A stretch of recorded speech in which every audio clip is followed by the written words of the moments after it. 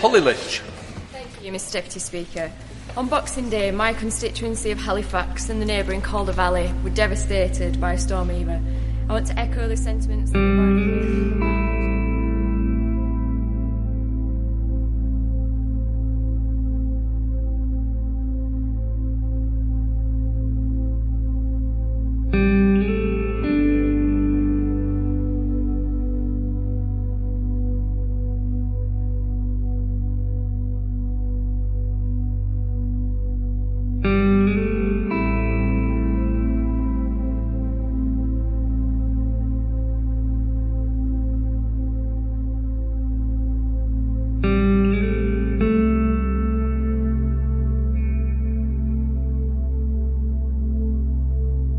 At the 2015 general election, Holly Walker-Lynch regained the marginal seat of Halifax by 428 votes.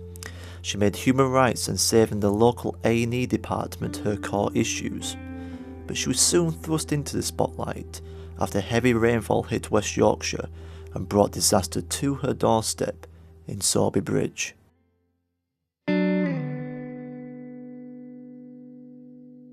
I was in Sorby Bridge on Boxing Day and went to go and see and work out what the scale of the problems were, and to see the river flowing through Sorby Bridge in a way that I've never seen that before was scary. So this whole area, the water was running down here, so where the benches are, this was all flooded. It was coming and running into some of these businesses. Where these cars are, the river and the canal had just merged, they'd all come together into one, so all this area was flooded. It was coming out through some of the drains and the grates, and then if you just come around this corner, all these buildings and businesses here were underwater from about the middle of this section. All of underneath that bridge, those apartments, those businesses, that was all completely flooded. So people were busy, they were trying to move their furniture upstairs. Some of these other businesses just a little bit further up the hill, the moorings here, that flooded, and people in this warehouse were busy trying to move upstairs to protect some of their furniture and goods. So we were getting stuck in, helping with some of that work and just hoping that the rains were going to stop.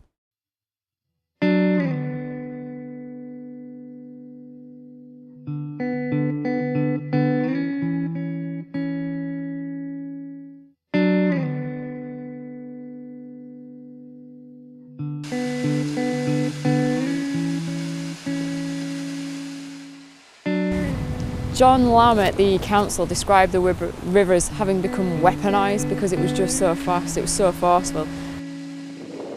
And just picking everything up, smashing it into bridges, highways, things like that. And so we know that the cost of that damage is in the region of about £30 million.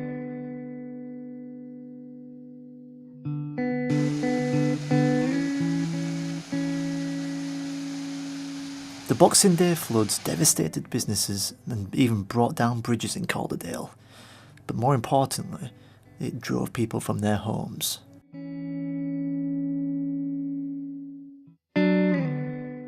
So on Boxing Day, all of this area down here was completely flooded. You can see where people have got ground floor apartments, which meant they had a number of rooms on the ground floor and everything flooded. You can see on the wall the mark where the water came up to, about halfway up these windows, halfway up the door, and just took out everything that was inside. Locals in Sorby Bridge have debated whether or not the recent floods have been the worst to hit the town. Some say the worst were in 1968, while others suggest as far back as the 1940s. But Boxing Day 2015 saw the highest river level recording for the Calder River of 3.55 metres. This prompted an increase in flood defence spending from the Chancellor to £700 million. To respond to the increasing extreme weather events our country is facing, I am today proposing further substantial increases in flood defences. Despite this increase in spending, for Holly, the problem lies with the government's response to the floods.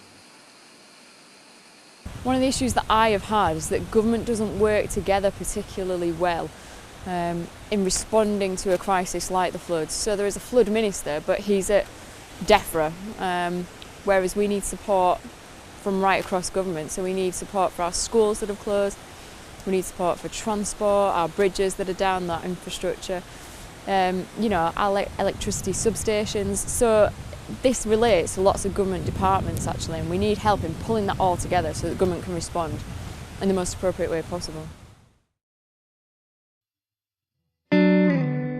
Businesses were closed, homes were devastated, and lives were ruined. But there was one place where victims of the floods could turn to. This is Christchurch in Cyberbridge, and this became sort of a community hub. All the volunteers came here, people dropped off donations here of cleaning products, clothes, anything that we needed to help flood victims really. It was absolutely overwhelming seeing how many people came and turned out. The day after Boxing Day, when it became clear just how serious the situation was, me and my staff came and opened a pop-up temporary MP's office from Christchurch. The community spirit was overwhelming. Christchurch opened up to help those in need in the Calder Valley, and once they did, they got more than they bargained for. I was sat at home on Boxing Day watching everything that was going on Facebook, and it was at that point that I decided that really, as a parish church, we needed to open up. On Boxing Day, Peter, my church warden, gave me a call around lunchtime just to say, look, I'm stuck in Todmorden, but it sounds like County Bridge, which is just down the road, is flooded. Can we open up the church? The purpose for opening Christchurch was to not only help those in Sawbury Bridge, but to also relieve the pressure on the flood-affected areas in the Calder Valley, namely Todmorden and Hebden Bridge. Initially, this was met with very little response. Boxing Day, really, I think everybody was still in shock. They didn't really know what had happened. And not many, if anyone, actually turned up in church on Boxing Day.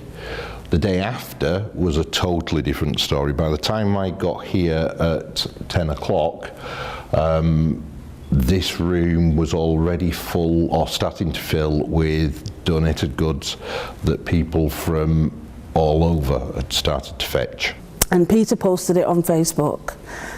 Within sort of 20 minutes, somebody had arrived with food, a food package and tea and coffee. And from that moment on, for the next week, this place became a hive of activity. People were just donating things all week. It was absolutely amazing. The things that came in, anything that you would imagine that anyone would need if they were flooded out, came into this building. And whereabouts do people come from then, in terms of donating goods? Everywhere. And when I say everywhere, I do mean everywhere. We had helping hands from Birmingham.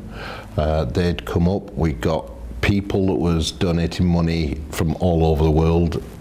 We got is it Mars Pedigree? They donated a wagon full of pet foods and snacks and Mars bars. So we just got donations from everywhere. It was just an absolute outpouring of human kindness and care. And when you think that as a church and a person of faith, you think, what can we do? And you think, well, I'll open up for 2 hours, and you think that's it. But we opened up for 2 hours, and in my opinion, God did much more than that. He allowed the people of this town and beyond to respond to the need. At the beginning of this film, I intended to follow a newly elected MP in the pursuit of her core issues. What transpired was a story of Holly and her community coming together to support each other following a natural disaster.